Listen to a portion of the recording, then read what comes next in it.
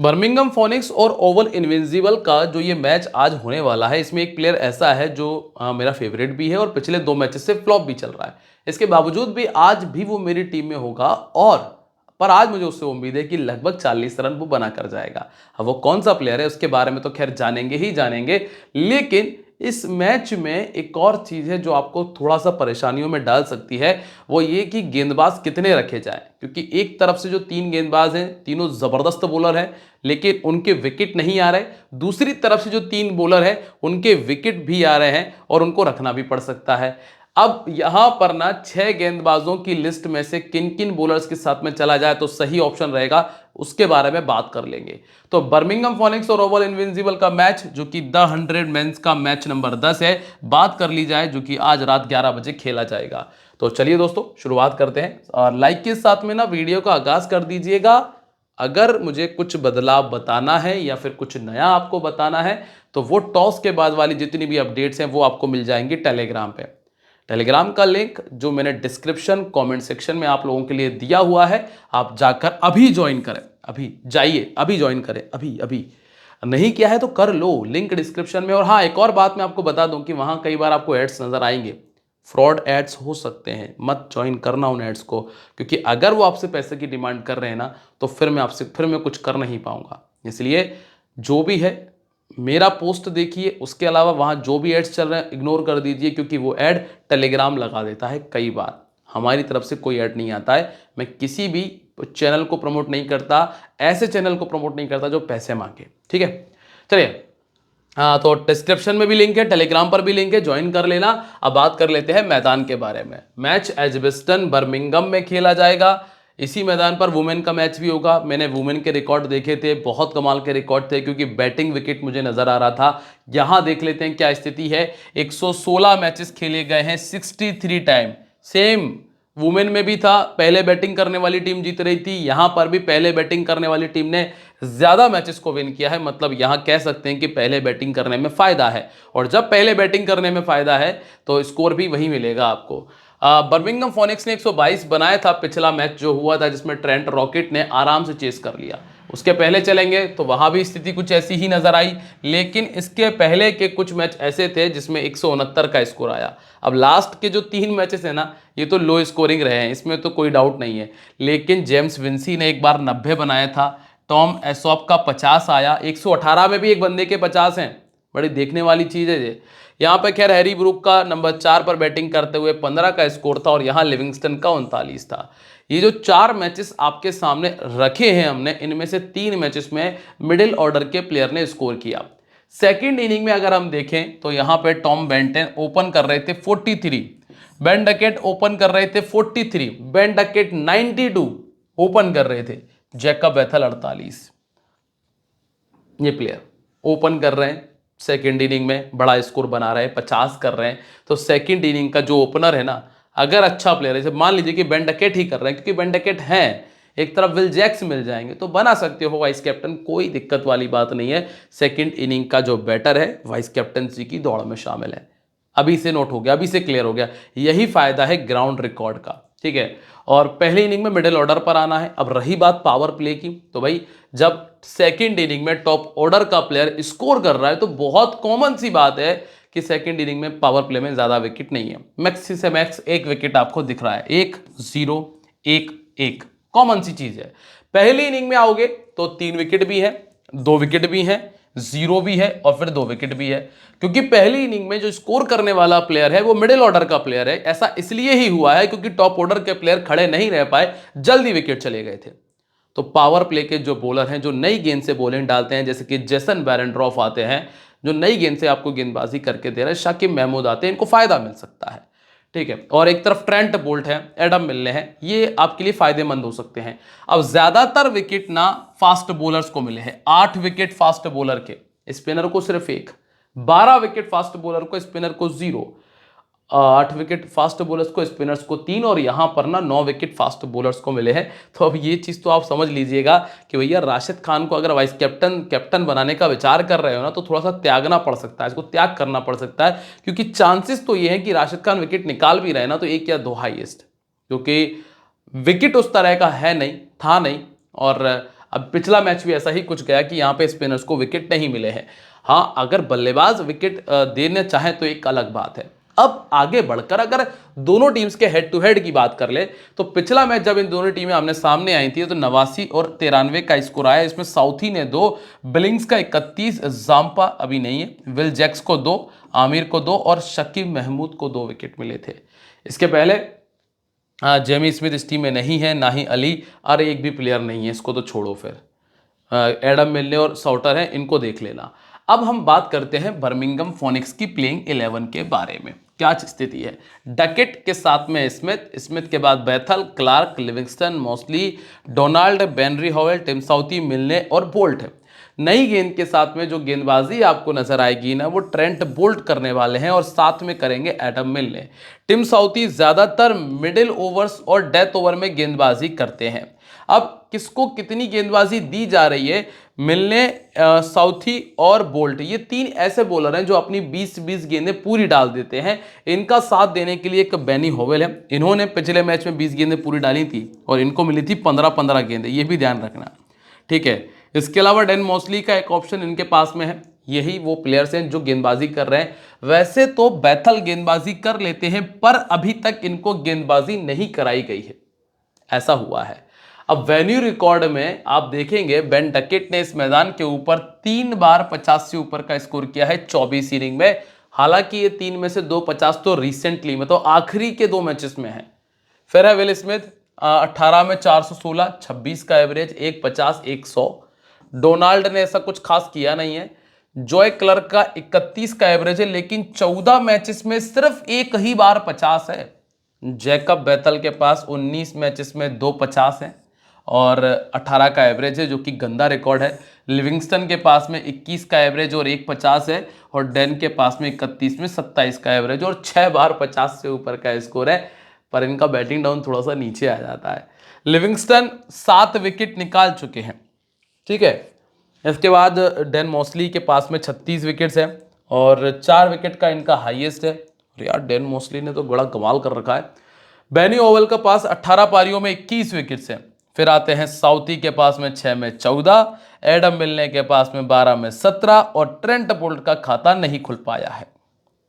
पहला नाम Ben Duckett, क्या किया? 39 का एवरेज, पिछले 1 से 1.5 साल में 24 पारियां खेली है। हर 5वीं इनिंग, मतलब हाँ, हर 5वीं से चौथी से 5वीं इनिंग में एक 50 आ गया। तो ये जो बैटर है ना, ये आपके लिए फायदेमंद है। पिछले 2 मैचेस में 50 नहीं आया, लेकिन अगर सेकंड बैटिंग कर रहा है तो फिर आप इनको अपना वाइस कैप्टन बना सकते हो। ये पहला नाम है एक वाइस कैप्टनसी की लिस्ट में। इनको दिक्कत आई है लेग स्पिन बॉलिंग से। सामने वाली टीम में कोई लेग स्पिनर है तो वो है राशिद खान, और 25 गेंदों में राशिद खान ने 2 बार आउट किया है। वैसे स्पिन से, विकेट से मदद नहीं है, लेकिन अगर कोई ऐसा बल्लेबाज आ जाए जिसको स्पिन खेलने में दिक्कत हो, जिसके साथ बैटल हो, उसका विकेट आने के चांसेस बढ़ जाते हैं। शकीब महमूद ने भी 2 बार आउट किया है, वो भी 16 गेंदों में, और नेथन सॉटर भी लेग स्पिन गेंदबाजी करते हैं पर ये तो गंदी करते हैं। इसके बाद विल स्मिथ, 40 का एवरेज है। बंदे ने हर तीसरी इनिंग में 50 बनाया, पर वो तीसरी इनिंग कौन से देश में आई थी वो मुझे नहीं पता, क्योंकि अगर आप पिछले 2 मैचेस देखोगे तो 13 और 1 का स्कोर है, सिलेक्शन परसेंटेज 12 का है। अब सिर्फ ग्रैंड लीग का प्लेयर बन के रह गया है, स्मॉल लीग में तो जगह नहीं बन पाएगी। राशिद खान 2 बार आउट कर चुके हैं और सैम करन ने 3 बार आउट कर दिया है, वो भी 29 गेंदों के अंदर। चूंकि पावर प्ले में 1 विकेट आने के चांसेस हैं, पहली इनिंग में 2 विकेट आने के चांसेस हैं, तो पहली इनिंग में तो बिल्कुल छोड़ रहा हूं। सेकंड इनिंग में चाहे तो एक बार रखने का विचार किया जा सकता है, क्योंकि सेकंड इनिंग में इनका रिकॉर्ड 38 के एवरेज के साथ में 450 है। फिर आओ आप नंबर 3 पे, जहां आपको जैकब बैथल मिलते हैं, और बैथल मेरे लिए एक बेहतर पिक है। यही वो प्लेयर है मेरा जिस पर मैं ज़्यादा दिमाग लगाता हूं, क्योंकि मुझे अच्छा लगता है इसके शॉट सिलेक्शन, अच्छा लगता है खेलने का तरीका।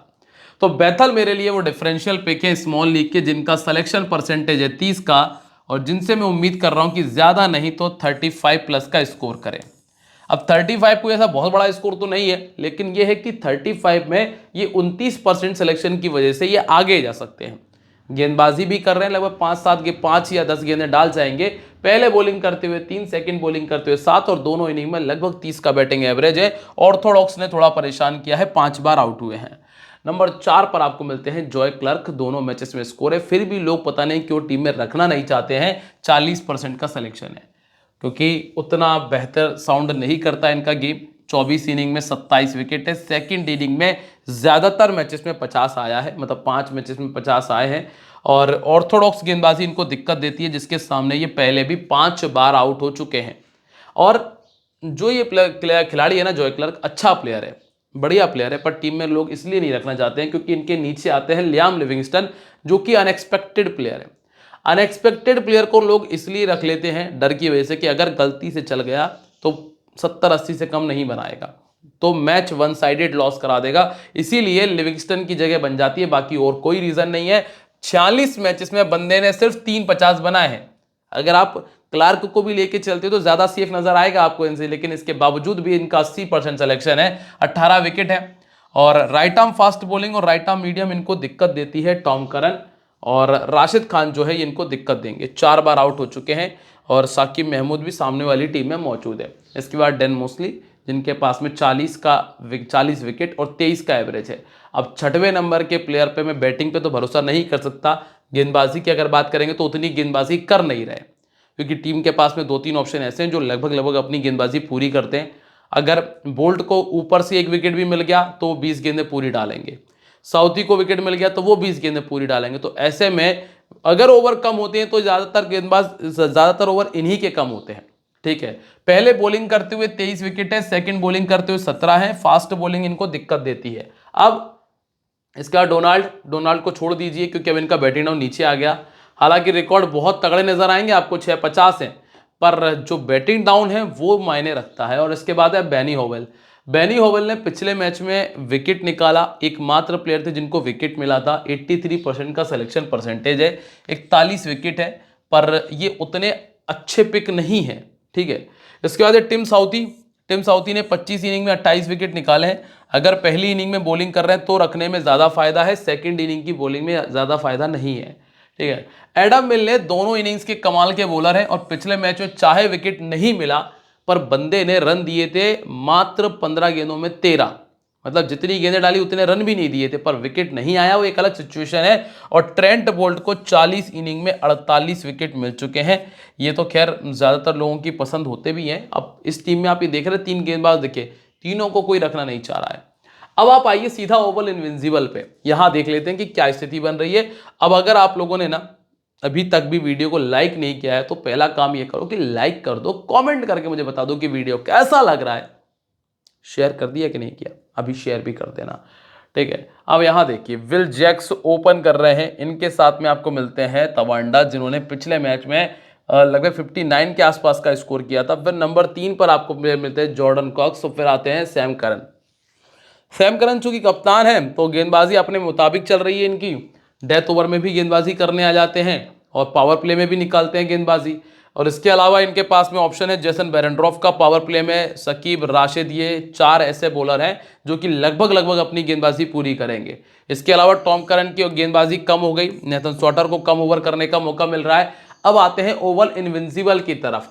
विल जैक्स ने 6 में 51 किया, जॉर्डन कॉक्स ने 3 में 63 किया, एक बार 50 बनाया है, और बाकी किसी के रिकॉर्ड में 15 का एवरेज भी नहीं है। Sam Curran 11, Billings 13, फेरारिया 13, Tom Curran 11, किसी का एवरेज 15 का भी नहीं है। बॉलिंग में देखोगे तो राशिद को एक पारी में 3 मिला है, शकीब को 4 में 3 मिले हैं, और नेथन सॉटर को 4 में 7 विकेट मिले हैं। जो लास्ट वाला मैच था ना, रिकॉर्ड्स में भी हम देख रहे थे, वहां जहां सिर्फ स्पिनर को 3 विकेट मिले थे, मेरे ख्याल से वही वाला मैच है जिसमें राशिद खान ने गेंदबाजी की थी और 3 विकेट अकेले स्पिनर को मिले थे, वो राशिद खान के थे। अब आप यहां देखें विल जैक्स 61 और 24 रनों का स्कोर ऑलरेडी कर चुके हैं, ज्यादातर लोगों के वाइस कैप्टन भी हैं। अगर पहले बैटिंग कर रहे हैं तो 5 50 और एक बार 100 कर चुके हैं, तो पहले बैटिंग में कमाल का ऑप्शन। और 17 विकेट है। अब बॉलिंग करते हैं सिर्फ 5 गेंदें डालते हैं तो वो फायदेमंद नहीं है, ठीक है। वहां तो मिल गया विकेट तो किस्मत है। एडम मिलने ने 3 बार आउट कर दिया है, वो भी सिर्फ 34 गेंदों में, और डेन मोस्ली इनको परेशान कर सकते हैं, मोस्ली। दोस्तों तवांडा अच्छा प्लेयर है, पर अभी उन पे इतना भरोसा नहीं कर सकते क्योंकि हमारे पास ना और भी कई सारे बेहतर ऑप्शंस हैं। तो 74% का सिलेक्शन परसेंटेज है, पर स्मॉल लीग में अगर आप चाहो तो रख सकते हो क्योंकि आपके ओपोनेंट के पास रहेगा। अब अंतर इतना सा है कि अगर पहले बैटिंग कर रहे हैं तो मत रखना, सेकंड बैटिंग कर रहे हैं तो रख लीजिएगा, क्योंकि फिर वहां बैटिंग आने के चांसेस ना बढ़ जाएंगे थोड़े से। और ऑर्थोडॉक्स गेंदबाजी के सामने ये 7 बार ना पहले भी आउट हो चुके हैं। जैकब बेथल डालते हैं इस तरह की गेंदबाजी तो परेशान कर सकते हैं। फिर आप आइए नंबर 3 जॉर्डन कॉक्स, 27 का एवरेज और टोटल 350 22 पारियों में। ये पिछले 1 साल की कहानी है। कोई बंदा पिछले 1 साल में 7 मैच में 150 बना रहा है तो उस पर उतना विश्वास तो वैसे भी नहीं कर सकते आप। पहले बैटिंग करते हुए 250 है, सिर्फ और सिर्फ ग्रैंड लीग, वो भी रिस्की ग्रैंड लीग, सेफ भी नहीं है ग्रैंड लीग में। ग्रैंड लीग में भी रिस्की है, डिफरेंशियल भी नहीं है, इसलिए रिस्क लेना हो तो अलग बात है। लिविंगस्टन थोड़ा परेशान करेंगे क्योंकि लेग स्पिन गेंदबाजी इनको परेशान करती है। फिर आते हैं Sam Curran. Sam Curran number 4 पर बल्लेबाजी और 20 गेंदें पूरी खेल बॉल डालकर देने वाले हैं, तो ये कैप्टनसी की प्राइम चॉइस ऑटोमेटिकली बन जाते हैं। और लास्ट दोनों मैचेस में विकेट आए हैं क्योंकि डेथ ओवर में बॉलिंग की है, और डेथ ओवर में बॉलिंग फायदा देगा। वैसे भी ग्राउंड के साइजेस इतने बड़े हैं कि आराम से बॉल को क्लियर करना मुश्किल होता है, इस वजह से भी ऐसे बॉलर जो वेरिएशन का अच्छा यूज कर लेते हैं उनको विकेट मिलेंगे। अब सैम बिलिंग्स है। सैम बिलिंग्स इस मैच के लिए डिफरेंशियल का काम करेगा अगर टीम पहले बैटिंग कर रही है तो। सेकंड बैटिंग में नहीं, ओनली पहले बैटिंग में। एक बार 50 है, मैच लगभग 20 के आसपास खेल लिए, लेकिन रिकॉर्ड चाहे जैसा भी हो लेकिन 25-30 का स्कोर दे सकते हैं। इसके बाद फेरारिया, यहां पर भी आपको दिमाग नहीं लगाना है, छोड़ दीजिए, स्क्रीनशॉट ले सकते हो। टॉम करन पर भी अब आपको दिमाग नहीं लगाना क्योंकि टीम के पास में प्रॉपर गेंदबाजी करने वाले ऑप्शन आ चुके हैं। तो 19 में 13 विकेट है, एक आध एक मैच खराब कर सकते हैं पर उसके लिए आप हर मैच खराब नहीं कर पाओगे। फिर आते हैं राशिद। राशिद ने 27 में 27 विकेट कर लिए क्योंकि पिछले दोनों मैचेस में विकेट आए, दोनों टीमों की पिछले मैच में अच्छे विकेट आए, दोनों इनिंग्स में रिकॉर्ड ठीक है। और पिछले कुछ समय में उतनी अच्छी गेंदबाजी नहीं हो रही थी, पर अब यहाँ बल्लेबाज ऐसे हैं कि उन्होंने विकेट दिए, क्योंकि अगर आप आईपीएल उठाकर देखोगे तो वहां तो विकेट नहीं मिल पाए। शाकिब महमूद 21 में 30 विकेट। अगर पहले बॉलिंग कर रहे हैं तो गलती से भी मत छोड़ना क्योंकि 2 विकेट पर मैच का रिकॉर्ड है। इसके बाद है नेथन स्वॉटर, 21 में 21 विकेट इनके पास मौजूद है, दोनों इनिंग्स में ऐसा कुछ खास किया नहीं है। और लास्ट जो नाम है वो है जेसन बेरेंड्रॉफ का। दोस्तों ये है विकेट टेकर और पावर प्ले का बॉलर। पावर प्ले में गेंदबाजी अच्छी करते हैं, स्पेशली पहली इनिंग उठाकर देखोगे तो 15 में 21 विकेट निकाल चुके हैं। अब कैप्टन वाइस कैप्टनसी में कौन कौन है? सैम करन, विल जैक्स और बेन डकेट, ये 3 ऐसे नाम हैं जिनको लोग कैप्टन वाइस कैप्टन बनाएंगे, जिसमें से 2 ओपनर है, एक ऑलराउंडर है चौथे नंबर का। ठीक है, राशिद, जैकब बेथल और एडम मिलने आपके लिए ग्रैंड लीग के वो ऑप्शन है जिनको आप ग्रैंड लीग में अपना कैप्टन वाइस कैप्टन बना सकते हैं। अब टीम कॉम्बिनेशन क्या कहता है कि भाई बेन डकेट मेरे टीम में है, लिविंगस्टन है, जैक्स है, सैम करन है, बेरेंड्रॉफ, Rashid, Shakib, Tim Southee, Milne और बोल्ट को रखा हुआ है।